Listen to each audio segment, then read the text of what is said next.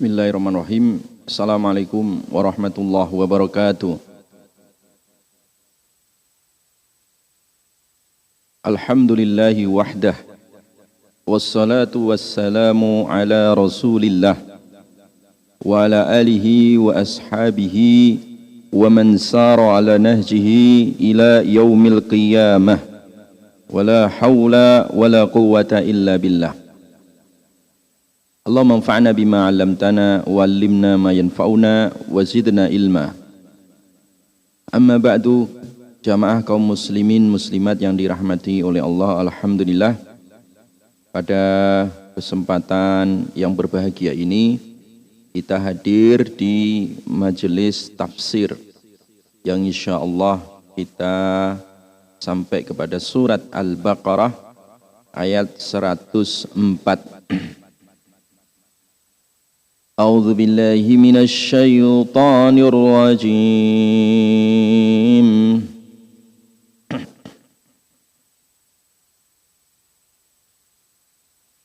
Bismillahirrahmanirrahim.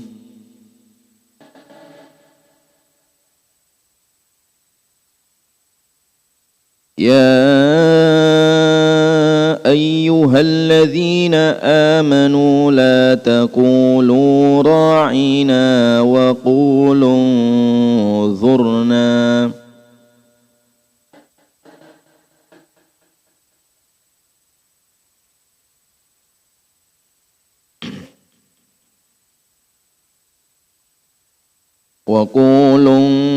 انظرنا واسمعوا وللكافرين عذاب أليم.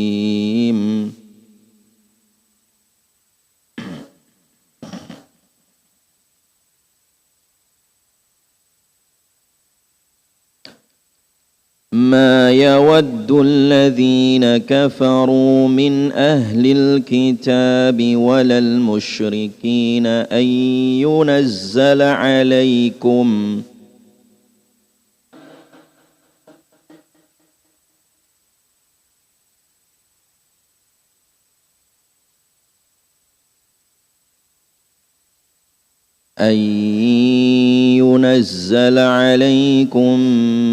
من خير من ربكم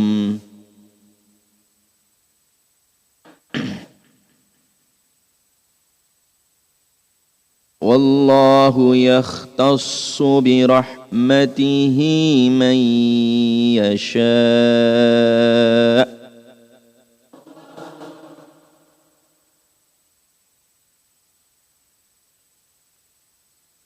والله ذو الفضل العظيم.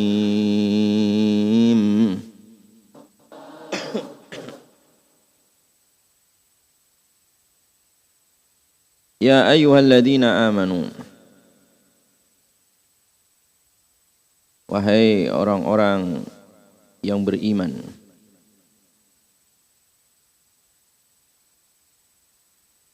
Di panggilan yang sangat indah, panggilan yang sangat santun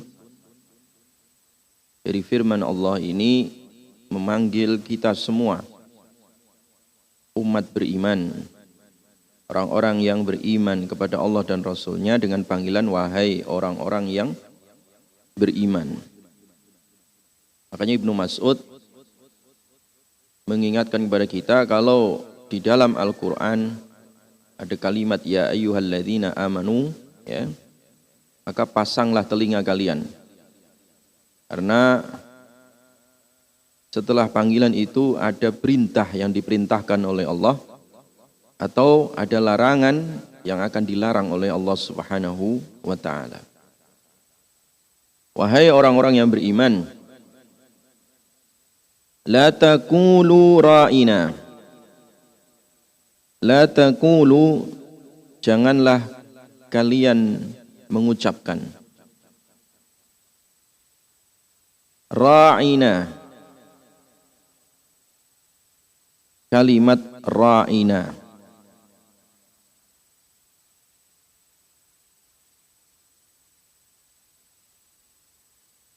Jadi jangan mengucapkan kalimat ra'ina. Ra'ina itu artinya secara kalimat maksudnya perhatikanlah kami.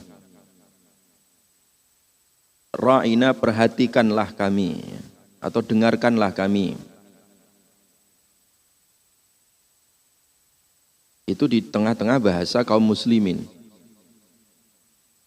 Tetapi jamaah sekalian, kalimat ra'ina ini itu oleh orang Yahudi, dalam bahasa Yahudi itu kalimat ejekan, ya. Kalimat ledekan, ya. Sehingga ketika orang Yahudi mendengar kalimat ra'ina itu ketawa mereka.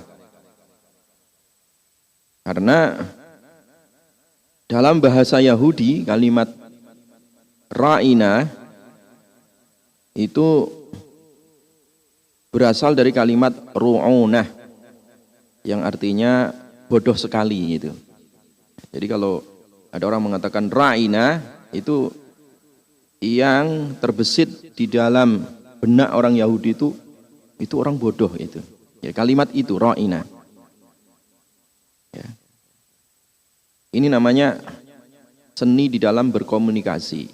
Umat Islam diperintahkan ketika berkomunikasi itu harus punya skill, ya. Meletakkan bahasa yang tepat kepada orang yang tepat dan dalam kondisi yang tepat sehingga tepat sasaran. Jangan memilih kosakata atau kalimat yang multi tafsir yang itu terkadang kalimat ini disalahartikan oleh orang lain, khususnya oleh musuh dari Islam. Makanya kalimat ra'ina dilarang oleh Allah karena kalimat ini di dalam benak orang Yahudi itu kalimat ejekan, ya. Di dalam bahasa Yahudi itu adalah bahasa apa tadi? Ejekan, ya. Makanya diperintahkan wa qulu unzurna. Tetapi katakanlah unzurna, pilih bahasa yang sepadan.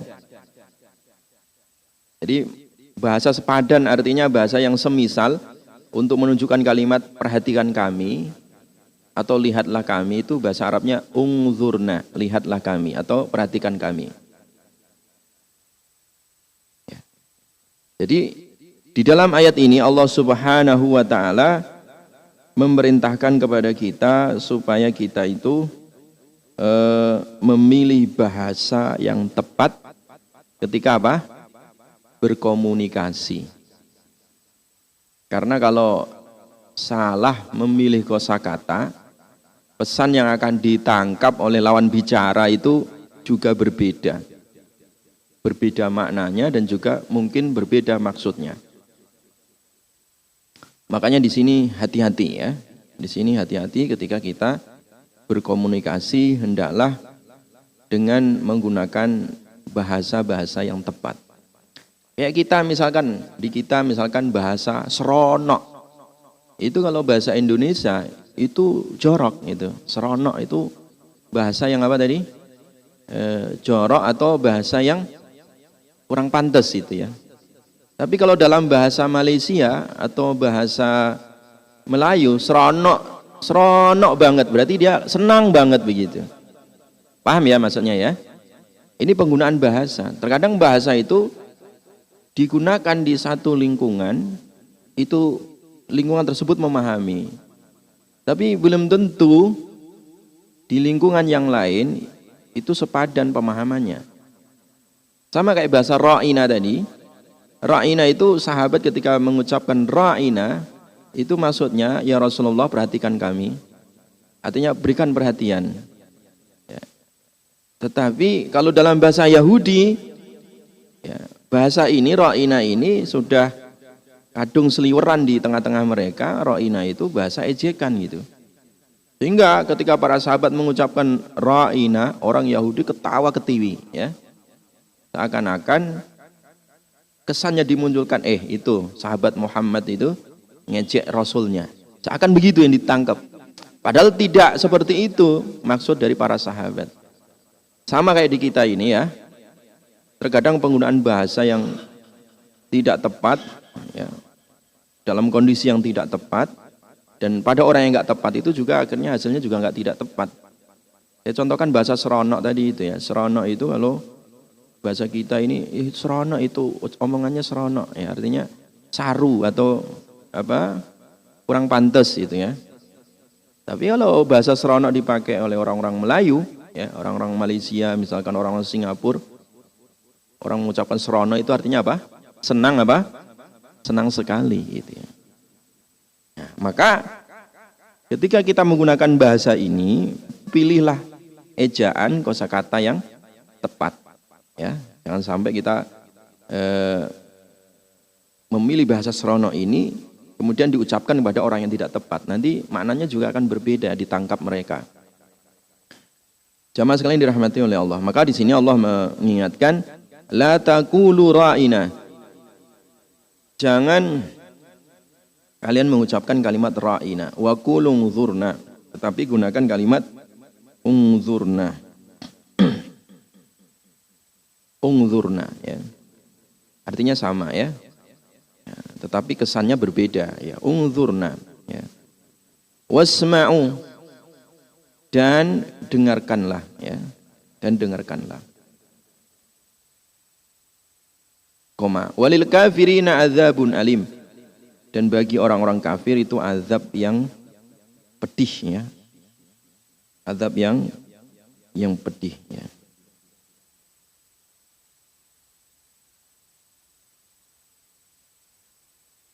Jamaah sekalian dirahmati oleh Allah Subhanahu wa taala. Jadi dari ayat ini Allah Subhanahu wa taala mengajarkan kepada kita tentang masalah skill ya. Seni di dalam berkomunikasi atau berbicara dengan orang lain ya. Jadi bahasa itu penting ya. Bahasa itu penting. Karena bahasa itu yang pertama kali dimunculkan adalah kesannya gitu. Maka ketika Nabi Musa dan Nabi Harun ya diperintahkan oleh Allah Subhanahu wa taala untuk mendakwai Fir'aun. Kita tahu Fir'aun itu orang arogan, orang sombong, orang congkak, ngaku-ngaku Tuhan ya. Tetapi ketika Allah perintahkan Nabi Musa dan Nabi Harun untuk mendakwai Fir'aun, Allah ajarkan kepada keduanya supaya menggunakan skill komunikasi yang baik, supaya menggunakan bahasa yang baik. Faqula lahu qawlan layyina. Wahai Musa, wahai Harun, katakan kepada Fir'aun dengan kaulan, ucapan layyinan yang santun. Bayangkan Pak, Fir'aun itu orang yang apa tadi? Sombong, congkak. Tapi Allah mengajarkan skill bahasa kepada siapa? Nabi Musa dan Nabi Harun supaya dengan komunikasi yang akrab gitu ya. Bahasa yang santun. Allah tidak mengatakan kepada Nabi Musa dan Harun supaya ngafir-ngafirkan Fir'aun, tidak. Walaupun memang Fir'aun itu kafir. Ya. Walaupun memang Fir'aun itu apa? Kafir. Dan Allah tahu Fir'aun nggak akan masuk Islam. Tetapi Allah ingin mengajarkan kepada umat ini tentang kesan bahwa Islam itu adalah agama yang santun, agama yang ramah, agama yang baik, ya, agama yang manusiawi. Sehingga bahasa yang digunakan adalah bahasa manusia, bukan bahasa hewan. Kadang ini kalau orang tua ngamuk-ngamuk, ya, yang muncul bahasa apa? Kebun binatang terkadang. Kamu ini manusia bukan sih? Ya memang udah tahu dia manusia. Kamu anak manusia atau bukan? Ya kalau bukan anak manusia, bapaknya siapa? Nah gitu. Jadi terkadang muncul bahasa-bahasa, ya, kalimat-kalimat yang kurang pantas, ya. Karena dorongan emosi, dorongan amarah yang tidak terkontrol, sehingga terkadang keluar kata-kata yang tidak masuk di akal gitu. Ya. Kata-kata yang tidak tepat. Kadang kita juga dilihatin di media itu orang DPR RI, ya, orang terhormat, tapi bahasanya itu bahasa congkak gitu. Di belakang gelarnya SH, MH, ahli hukum, tapi bahasanya bahasa murahan terkadang, ya. Bahasanya bahasa tukang becak terkadang. Ini nggak pantas. Apalagi dia, ya, tokoh publik, ya, tokoh anutan. Nah, kenapa muncul seperti itu? Nah inilah karena tidak memiliki skill, ya, skill di dalam berkomunikasi, ya, tidak memiliki keterampilan seni di dalam berbahasa. Makanya bahasa santun itu penting, ya. Nah, di dalam Al-Quran itu jamaah sekalian, kita diajarkan oleh Allah tadi, yang pertama tadi kaulan apa? Layyinan, bahasa yang apa tadi? Santun, ya, lembut, itu di dalam surat Toha ayat 44, ya. Ada juga bahasa yang membekas, ya, bahasa yang membekas. Itu redaksi Al-Quran di dalam surat An-Nisa ayat 63 namanya kaulam baligha, ya, kaulam baligha. Bahasa yang baligh, ya, bahasa yang membekas, ya, di dalam jiwa, ya. An-Nisa ayat 63, ya. Jadi yang pertama tadi itu surat Toha ayat 44, kaulan layyina, itu perkataan santun, ya, lemah lembut. Ketika Nabi Musa diperintah untuk mendakwai Fir'aun. Nah, kemudian yang kedua dengan kaulan baligha, ya. Kaulan baligha itu artinya kita pilih bahasa atau kosakata yang itu membekas, ya. Yang itu membekas di dalam jiwa anak-anak, ya. Di dalam jiwa orang lain, ya. Makanya saya sebagai pengasuh pesantren, kalau santri sudah mau lulus, saya selalu titipkan satu kalimat, ya. Nah, kalian ini dulu mondok di sini, kuliah di UIK sini, di kampus ini, kalian beasiswa, saya bilang. Kalian disekolahkan oleh masyarakat, ya. Sehingga darah dan keringat kalian itu adalah darah keringat masyarakat. Kembalikan darah kalian itu untuk mengabdi kepada masyarakat. Itu ternyata membekas pada santri-santri, ya. Sehingga ya, santri-santri itu kalau sudah lulus, mereka punya tanggung jawab untuk apa? Karena dia dulu disekolahkan masyarakat, dikuliahkan masyarakat, dia harus kembali ke tengah-tengah masyarakat untuk membina masyarakat. Saya bilang begitu. Jangan kalian hidup sendiri, ya. Karena keringat kalian, darah kalian dulu mondok di sini, ya, kuliah di sini itu dulu beasiswa masyarakat. Kalian harus mengabdi, ya, membina, mendidik masyarakat. Itu contoh kaulan baligha, ya, kalimat-kalimat yang itu membekas. Walaupun kalimatnya pendek, itu teringat terus. Makanya jangan suka maki-maki. Kalimat maki-maki itu membekas juga, tapi negatif gitu. Ya, di benak anak-anak kita, istri kita, ya, kalimat negatif itu membekas, tetapi membekasnya adalah negatif. Maka carilah kaulam baligha, kalimat positif, ya, yang itu membekas sehingga menimbulkan kesan positif, ya, energi positif. Nah, yang ketiga, di dalam surat Isra ayat 28, Allah mengajarkan kita kaulam maisura, kata-kata yang mudah. Kata-kata yang apa? Mudah. Jadi ketika kita berkomunikasi dengan orang lain, lihat siapa yang kita ajak bicara, yang kita ajak ngomong itu siapa.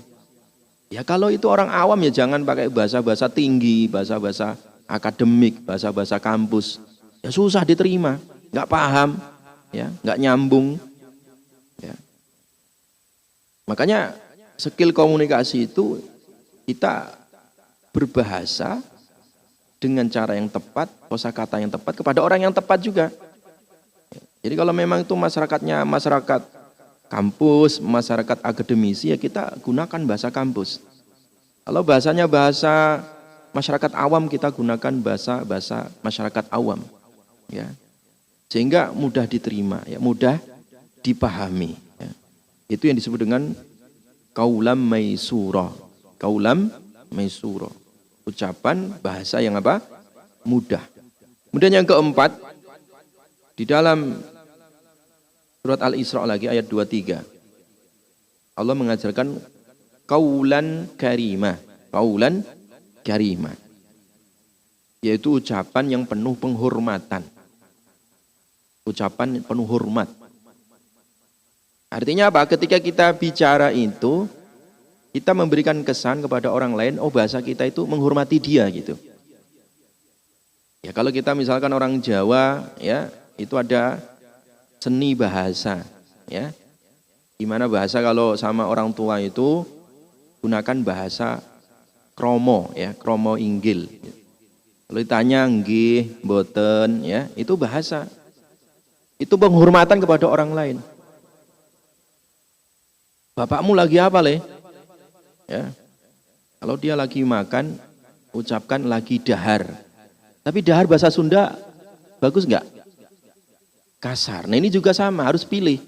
Kalau sama orang Sunda jangan ngomong dahar. Nanti terkesan apa?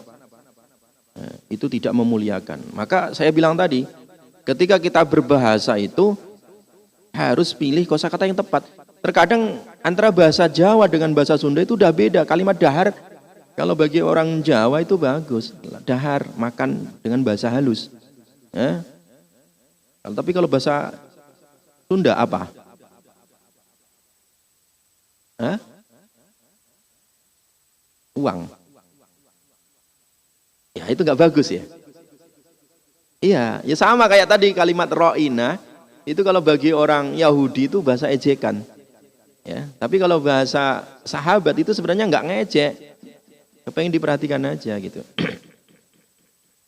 Makanya hati-hati tadi memilih apa? Kosakata. Maka penting kita belajar bahasa itu penting. Ya. Belajar bahasa itu penting, ya. Karena bahasa ini adalah alat interaksi antara manusia dengan manusia. Beda kalau orang yang tinggalnya di hutan, lain lagi dia. Enggak penting belajar bahasa. Kalau kita tinggal di tengah-tengah masyarakat, maka pakailah bahasa.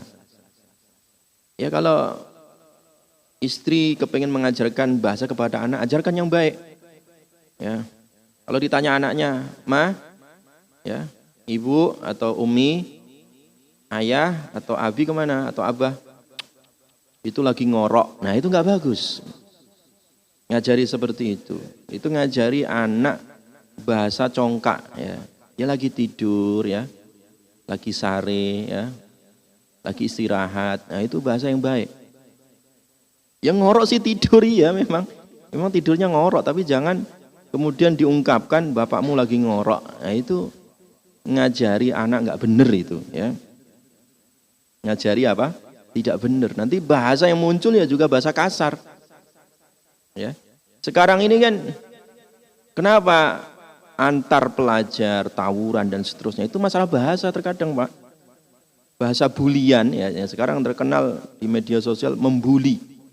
Kata-kata yang digunakan untuk mengejek temannya atau orang lain. Ini bahasa yang sekarang berkembang, ya. Atau bahasa gaul yang berlebihan. Ini juga terkadang merusak pergaulan. Jadi oleh karena itu, bahasa Al-Quran ini bahasa yang sangat indah sekali, ya. Kita diperintahkan kaulan karima, ya. Bahasa penghormatan, ya. Bahasa penghormatan kepada orang lain, ya. Kalau kita dikasih nuhun Pak, hatur nuhun, ya, itu bahasa penghormatan. Punten, ya, membuka kalimat. Itu juga bahasa, namanya bahasa apa? Penghormatan.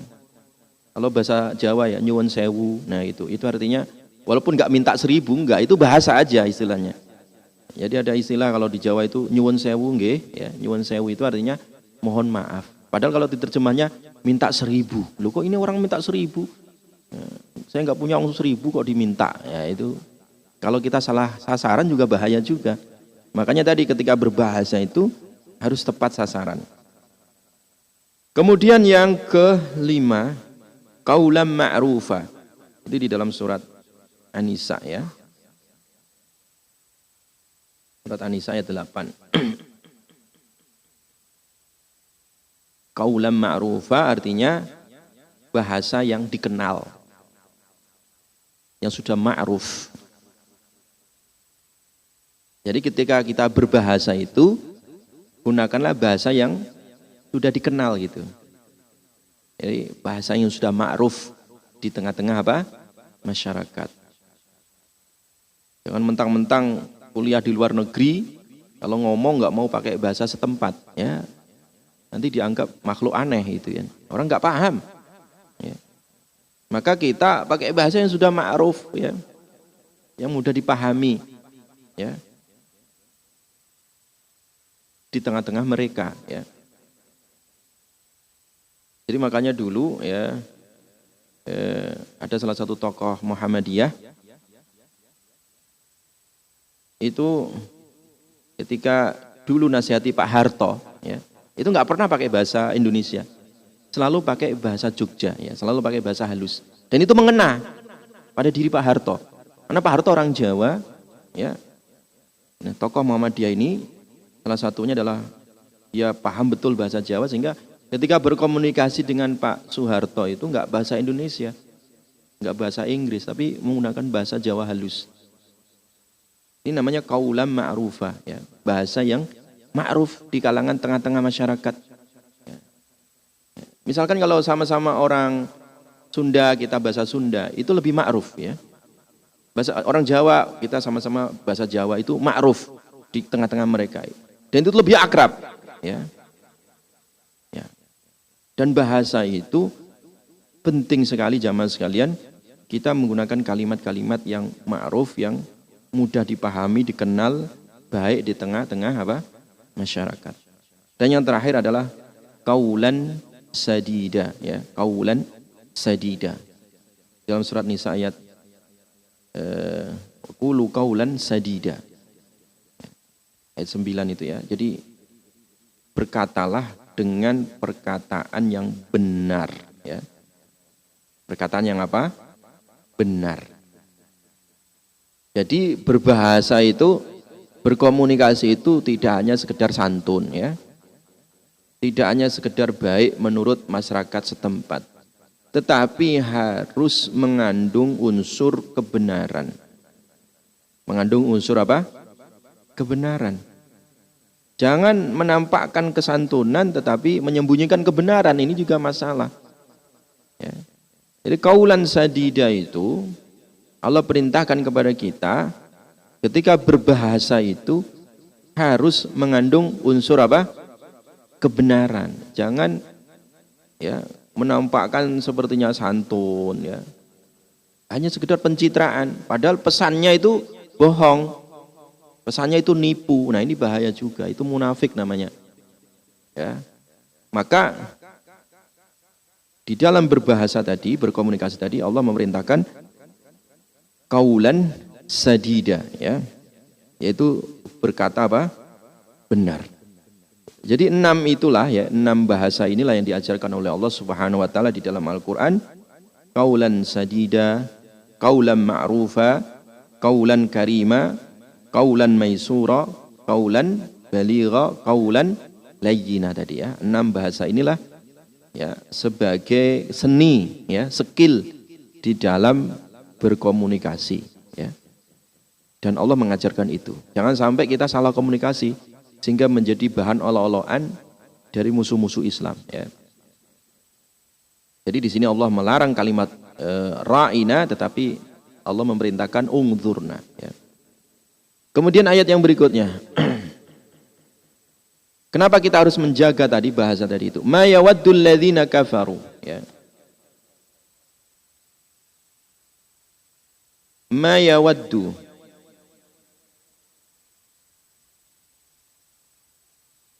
tidak senang atau tidak menginginkan. Alladzina kafaru, orang-orang kafir itu, min ahlil kitab, dari kalangan ahli kitab, yaitu Yahudi Nasrani. Yahudi Nasrani, ya. Walal musyrikina, dan juga tidak senang, tidak menginginkan orang-orang musyrik.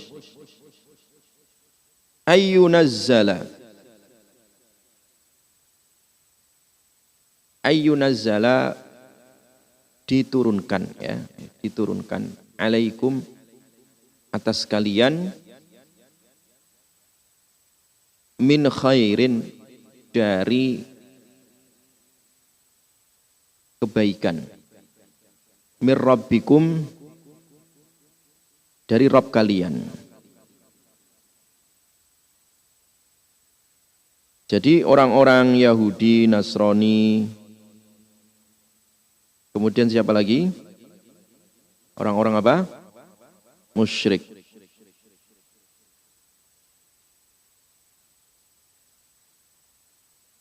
Itu enggak seneng kalau melihat orang-orang Islam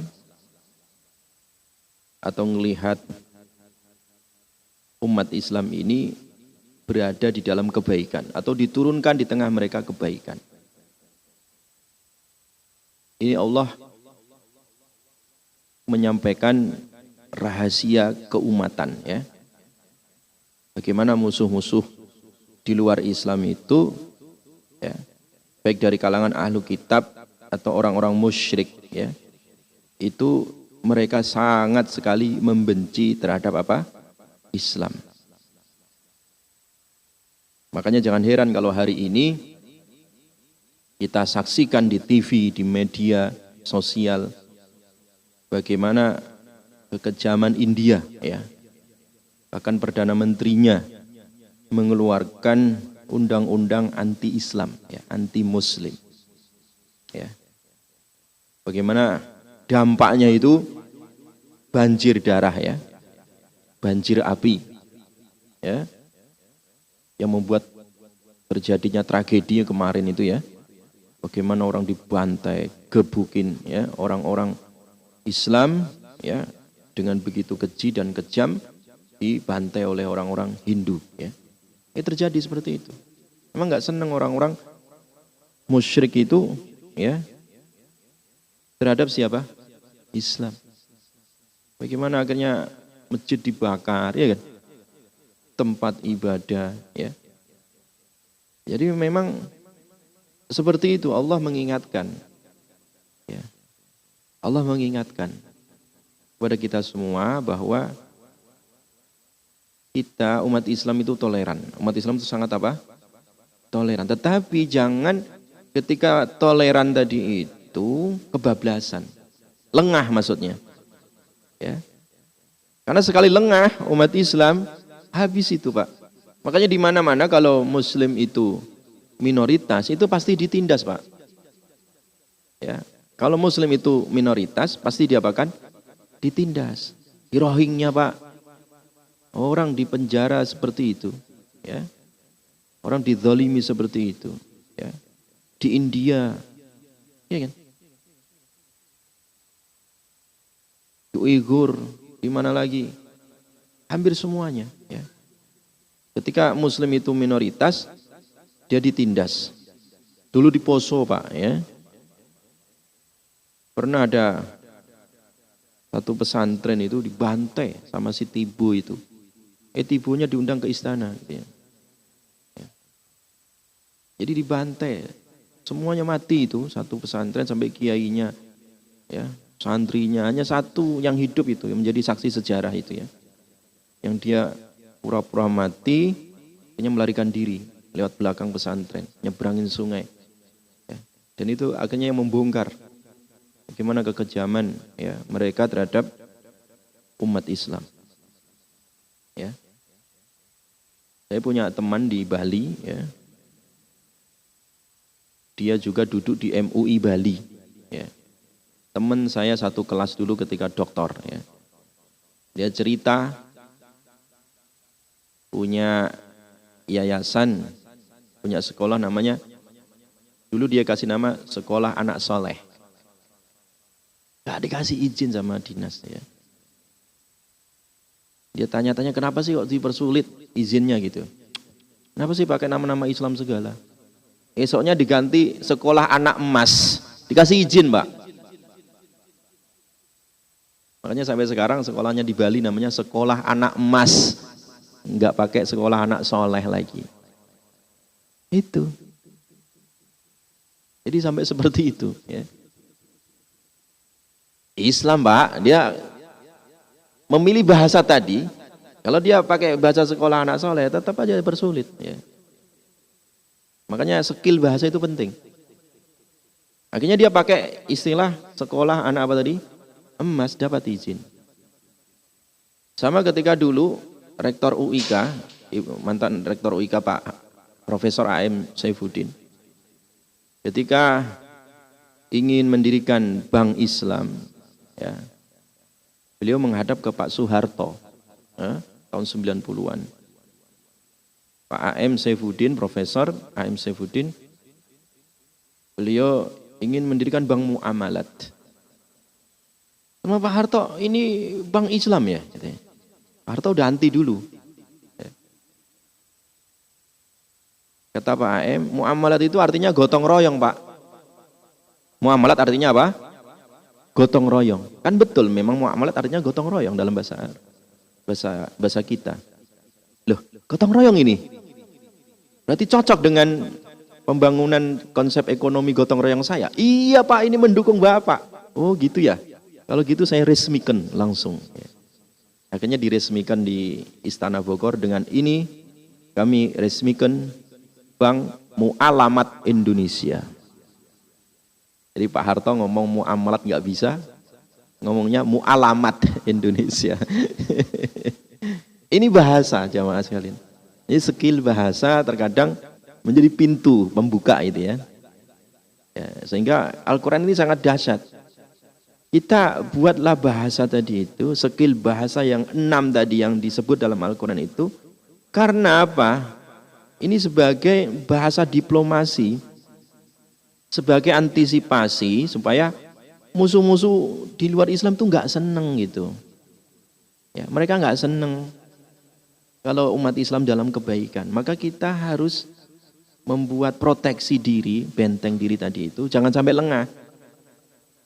Baik dalam masalah bahasa diplomasi saja, kita diperintahkan oleh Allah Subhanahu wa Ta'ala untuk ya waspada gitu dalam masalah bahasa. Kenapa?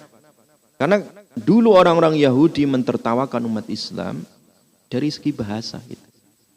Makanya kenapa sih Nabi memerintahkan sebagian sahabat untuk belajar bahasa Yahudi? Ya. Nabi perintahkan ya Zaid dulu ya untuk belajar bahasa Yahudi, bahasa Ibrani. Ya. Tujuannya apa? Karena ketika seorang itu belajar bahasa, dia akan aman dari tipu daya mereka gitu.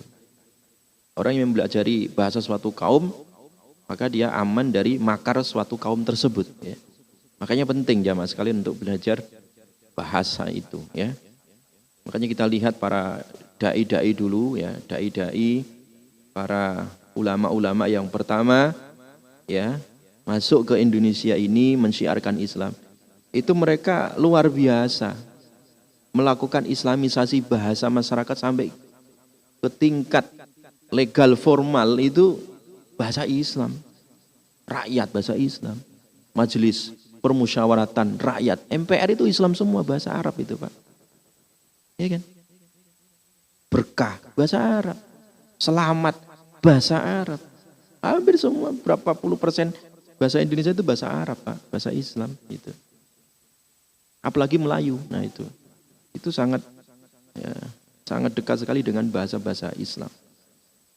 Nah, inilah yang dulu nggak seneng, tidak disenengin oleh Belanda. Ya, tenang harganya bagaimana melakukan sekularisasi bahasa Jawa, ya, sehingga menerbitkan tafsir palsu namanya tafsir bahasa Jawa, Al-Quran namanya Kitab Darmo Gandul. Iya, itu kerjaannya senang harganya Pak, untuk merusak bahasa Jawa. Darmo Gandul itu akhirnya jadi agama kejawen sampai hari ini. Ya, makanya kalau aliran kepercayaan itu produk Darmo Gandul, senang harganya, yang sekarang diakui menjadi masuk KTP ya katanya ya. Ya. Aliran kepercayaan itu Pak, itu masalah sekularisasi bahasa itu yang dilakukan oleh senang harganya. Demikian juga Peter van Lith dulu itu juga sama. Orang-orang Belanda ini betapa mereka fokus supaya sekolah-sekolah di Jawa dulu itu mereka harus pakai bahasa Belanda. Tujuannya apa? Untuk menjauhkan umat Islam khususnya di Jawa dari agamanya gitu. Sementara para dai-dai, para kiai-kiai dulu itu mengakrabkan masyarakat ini dengan bahasa. Sehingga bahasa mereka itu secara tidak sadar telah terislamkan dan menjadi sebuah budaya masyarakat. Inilah Al-Quran, ajaran Al-Quran itu sebenarnya ya. Jadi jamaah sekalian dirahmati oleh Allah ya. Makanya kita diperintahkan waspada di dalam ayat ini karena memang musuh-musuh Islam itu tidak senang kalau umat Islam itu dalam kondisi aman, nyaman, sentosa itu enggak senang. Mereka pasti akan cari kekisruhan. Ya, kekisruhan supaya umat Islam ini ya menjadi umat yang tertindas dan seterusnya. Ini Allah yang bicara ini. Ma yawaddul ladzina kafaru min ahlil kitabi walal musyrikina ayyunazzala 'alaikum min khairin min rabbikum. Enggak seneng itu yang namanya Yahudi itu terhadap keharmonisan umat Islam itu enggak seneng. Makanya orang yang Yahudi itu bikin kisruh terus melalui Palestina ya, melalui jalur Gaza. Ya, melalui corong Amerika, bikin aja kisruh di dunia ini. Ya. Dulu mereka atas dakwah memerangi terorisme ya dengan 11 September dulu gedung putih yang gedung kembar dulu itu Yahudi otaknya itu ya dan seterusnya dengan perang terhadap teror dan seterusnya itu ya itu mereka ya meneriakkan dengan atas nama HAM dan seterusnya padahal sebenarnya mereka kepingin memerangi umat Islam dan seterusnya ya. Jadi ayat ini tegas bahwa orang-orang Yahudi itu enggak senang ya, terhadap kemakmuran umat Islam ini di dunia ini. Wallahu yakhtassu. Wallahu dan Allah ya, yakhtassu. Mengkhususkan ya. Birahmatihi rahmatnya mayyasha kepada orang yang dikehendaki oleh Allah Subhanahu wa taala. Tapi nggak usah khawatir ya. Karena rahmat Allah ini hanya dikhususkan bagi siapa? Orang-orang yang beriman kepada Allah Subhanahu wa taala. Jadi Allah mengkhususkan rahmatnya ini kepada siapa yang dikehendaki dari kalangan hambanya yang beriman ya. Makanya kita sebagai seorang mukmin itu gak usah khawatir ya. Karena rahmat Allah ini senantiasa apa? Ya. Rahmat Allah senantiasa apa? Menyertai bagi siapa umat Islam ya. Jadi Allah menurunkan rahmatnya ya. Untuk siapa tadi? Umat apa? Umat Islam ya. Dan rahmat Allah itu sangat luas sekali ya. Wa rahmati wasi'at kulla syai' ya. Jadi rahmat Allah itu mencakup ya segala sesuatu ya, secara keseluruhan. Ya. Dan rahmat Allah Subhanahu wa taala tadi itu hanya dikhususkan kepada orang-orang yang beriman ya. Ya. Jadi enggak usah khawatir jadi orang mukmin itu. Ya. Karena akan senantiasa diliputi rahmat oleh Allah Subhanahu wa taala. Berbeda dengan orang-orang kafir. Orang kafir itu artinya terputus ya, terhalang. Nah, terhalang dari apa ini? Terhalang dari rahmat Allah Subhanahu wa taala. Sebab apa? Kekufuran atau kesyirikan ya yang mereka lakukan. Walaupun kelihatannya kuat tapi keropos ya. Fir'aun itu ya kelihatannya berkuasa. Dunia di tangan Fir'aun seakan-akan seperti itu. Sehingga dia sombong. Kekuasaannya tadi itu sebagai kekuasaan Tuhan. Ana rabbukumul a'la, saya ini Tuhan, maha tinggi kata Fir'aun. Ya. Tapi ya, kecongkakan Fir'aun tadi ya dengan kekuasaannya yang sangat luas dengan penindasannya sangat zalim tadi itu, mudah bagi Allah untuk menumbangkan hanya dengan apa? Dikirimnya perkara-perkara yang kecil gitu. Ya. Dikirimnya ya balasan dari Allah ya, dari tentara-tentara Allah itu disebutkan dalam surat Al-A'raf itu, fa arsalna 'alaihimut tufan wal jarada wal kummala wad dhafadi'a wad dam. Kami kirim 5 ya, jadi 5 bala tentara Allah. 1 topan, angin topan. Wal jarad, belalang. Wal kummal, kutu.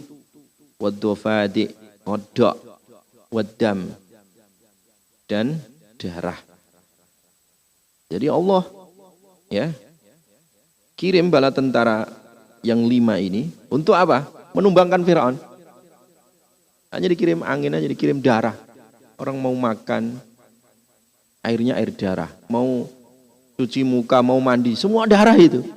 Firaun itu ya, trauma betul. Sehingga datang ke Musa supaya azab ini segera dicabut oleh Allah. Kemana-mana ada kutu, kemana-mana ada belalang. Coba bayangkan. Ya.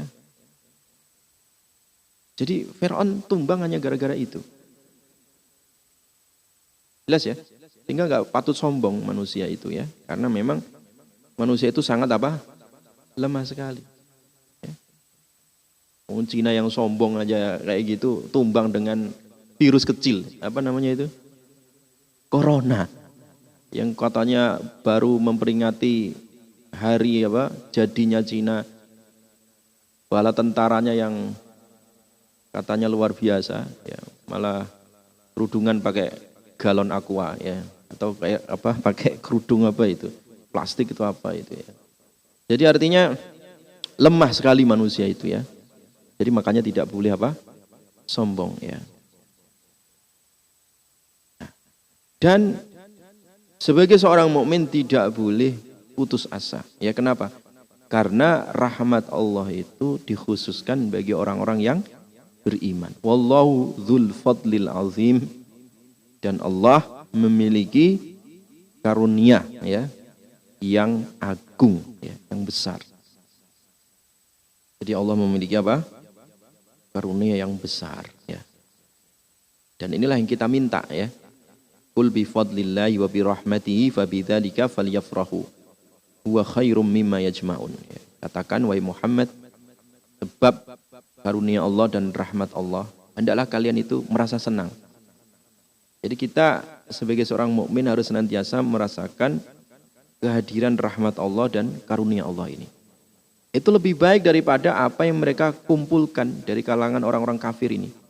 Yang mereka ngumpulkan popularitas, ngumpulkan harta, dunia, materi. Ya, itu tidak sebanding, tidak seberapa. Ya, lebih baik mengumpulkan rahmat Allah dan juga karunia Allah. Karena Allah memiliki karunia yang sangat apa? Besar, yang sangat agung. Wallahu a'lam bishawab. Itulah 2 ayat ya. Surat Al-Baqarah ayat 104 sampai 105 ya. Insyaallah kita lanjutkan. Sebelum ditutup silakan ada pertanyaan. Monggo Pak.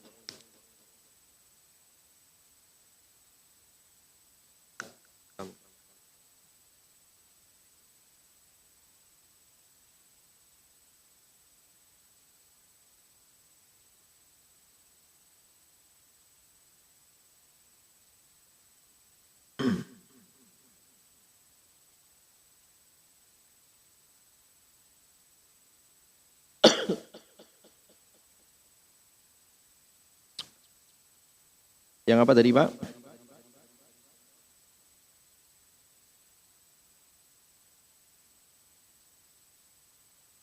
Nah, yang membekas itu namanya kaulan baligha ya. Kaulan apa?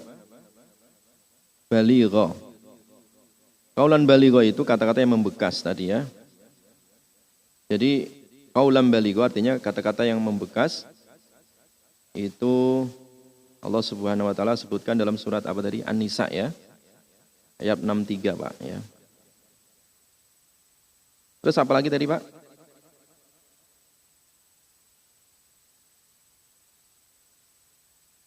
Qaulam maisura ya.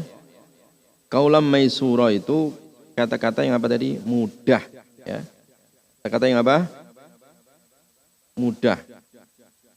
Itu di dalam surat Al-Isra ya. Ayat 28. Ayat 28, Pak. Oke. Jadi faqul lahum qaulam maisura ya. Katakan kepada mereka kata-kata yang maisura, mudah ya, mudah dipahami, mudah dicerna ya. Sehingga orang mudah menangkap itu kalimat. Ada lagi? Yang apa, Pak? Qaulan karima. Qaulan karima itu artinya apa tadi? Qaulan karima itu kalimat atau kata-kata yang penghormatan ya. Jadi itu surat Al-Isra ayat 23 ya. Al-Isra ayat berapa? 23. Itu namanya qaulan apa? Qaulan karima.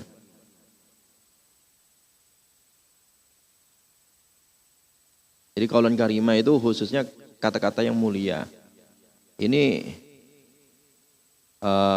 wabil khusus lebih-lebih diucapkan kepada kedua orang tua, Pak ya. Secara khusus ya. Secara umum kepada orang yang lebih tua. Itu qaulan apa? Karima ya, kalimat yang mulia. Makanya di dalam Islam itu setelah kita diperintahkan untuk menyembah Allah, kita diperintahkan untuk birrul walidain ya.